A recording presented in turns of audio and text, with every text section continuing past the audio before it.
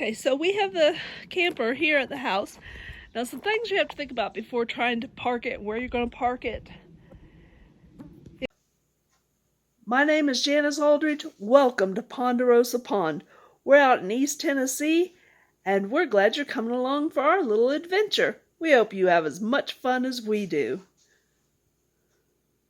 I know, so here we are trying to get everything hooked up. So these Ford Explorers have a 1 1/4 inch connection, but they make an adapter for it. This came from the guy that we bought the camper from, and the adapter works, so it turns it into a 2-inch standard adapter. And so now we're getting ready to hook it all up and see how it works. No, you'll have to hook the battery back up, remember? I just did. Oh, well, then we have problems. One way goes up, one way goes down. Okay, well, we'll figure it out.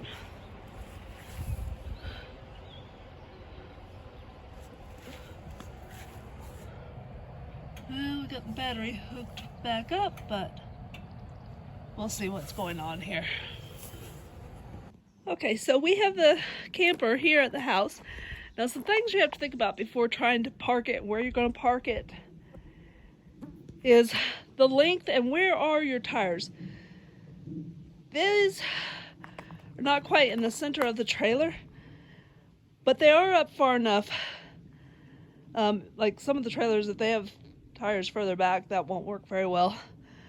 So what we're going to do is we're going to pull forward just a little bit more and then turn it just a little bit so that it gently turns and park it over there. So we will see how this works, and we'll see what we do.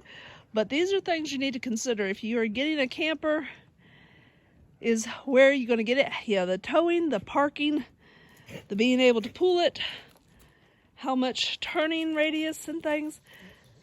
Trailers turn opposite of cars. So if you want your car, when you're backing up, to turn to the right, you turn your steering wheel to the right. If you want it to move to the left, you turn your steering wheel to the left. Trailers are opposite. Trailers are exactly opposite. If you want it to turn to the left, you need to turn your steering wheel to the right. If you want to make it go to the right, you turn your steering wheel to the left. When you have a trailer, you're going to go opposite. You have to be very gentle or you will jackknife it. So I'm going to turn this off and see about moving it. Okay, so make sure you have your chocks in before you disconnect from your car. We almost messed up on that one. We got it into our flatter area. We live on a mountain, so there's not a lot of flat, but this is a little bit more flat. As you see, it goes uphill right here, but we are right there at the end of the flat. This is as far as we could go back right there, and then it goes uphill pretty good. So we got it in our safe area, and it should be an adventure to get it pulled out of here too. So have it completely disconnected, and we're secure. So there you go. Now, things to remember to consider is when you're using one of these electric jacks going up and down, is if you don't have any other way, which this one doesn't, to hand crank it, if your battery goes dead, which is back there, or you have a wiring issue or anything, or like we had the pigtail plugged into the car and that won't work. That actually was a disconnect. So we had to unplug it from the car to be able to use the electric jack. So that is an issue that we have right there, is to make sure that the electric jack always works. Could be a problem otherwise. So anyway, we got it dropped and in our yard. And then we'll pull the car out. So looking pretty good. It's not too bad on being level. So now we can get it cleaned out, get things, get our stuff in it and get ready to go camping. So exciting stuff. It's going to be a couple weeks before we go camping. We have a few issues we need to take care of. Things to remember. Another thing I want to point out is we had to drive this without the safety chains. Okay? You have to hook these things up. The problem was, because we're using this extension here, because we're using that, the chains didn't fit. And so we are going to have to add some more links to this and make it so it fits. Because we had to drive 15 miles without the chains hooked up. That's not safe. But we will, before we go anywhere else, we will be hooking up the chains. We kind of were going to do a temporary thing, but that wouldn't fit, that wouldn't work. So we, the spot on our trailer, on our car, worked, but it just wasn't long enough. The chains weren't long enough. So things to consider when you are going to buy a camper. One, either have the bumper hitch with a 2 5/16 ball, because most of us have these 2-inch balls. Doesn't work. You've got to have most of these campers need a 2 5/16 ball. So either get one mounted on your bumper, or if you have a receiver, make sure it's a 2-inch receiver before you try to go in, because we have not found a ball to go into our 1 1/4 inch. It only has a 3-inch hole, and these balls need a 1-inch hole to mount. So we cannot use our setup, but they did have the adapter, so we got the adapter, but then that meant the chains were too long, or were not long enough. So we're gonna get the chains made longer. Also, most cars have a flat 4. Okay, but campers have this 7, round 7. Okay, so that is something to consider too.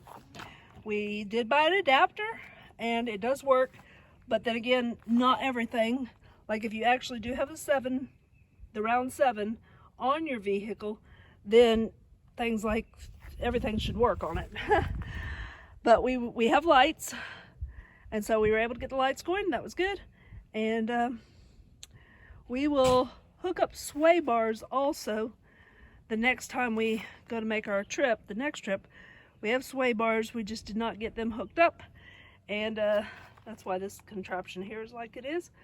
And we will have a little bit of a different setup. So things to remember: if you're getting a camper, make sure you have enough space, make sure you can get where you need to be, because there's our driveway. We can't, well, that's a parking area over there. Here, but let me show you, we are actually parallel to our driveway. So we came up the driveway, pulled all the way up alongside the house there. We can pull out behind the house, and then just turned it very easily, got it back over here, and then just pulled forward into our parking area and got adjusted. So here we are, we've got it dropped. So I'll get the car parked over here, and we'll see some more adventures. We'll show you all of our things that we learn as we come and go. Also, we were going to hook up an electrical plug to our electricity. We need to get an adapter. We can't just plug an extension cord into the camper. They do make adapters, so that's another thing that you need to consider is, do you have a way to plug into your camper while it's at the house even? So we will check into all this stuff and see how things go. It is an adventure, it's a learning experience, and we're excited about this learning experience, and we will share it with you. So don't give up hope. If you've wanted a camper, you're not sure you can get one, or what all might entail, just look at some of the options. Think about what it is. Make sure that you have a hitch that will tow, that your bumper will tow the weight you're looking for.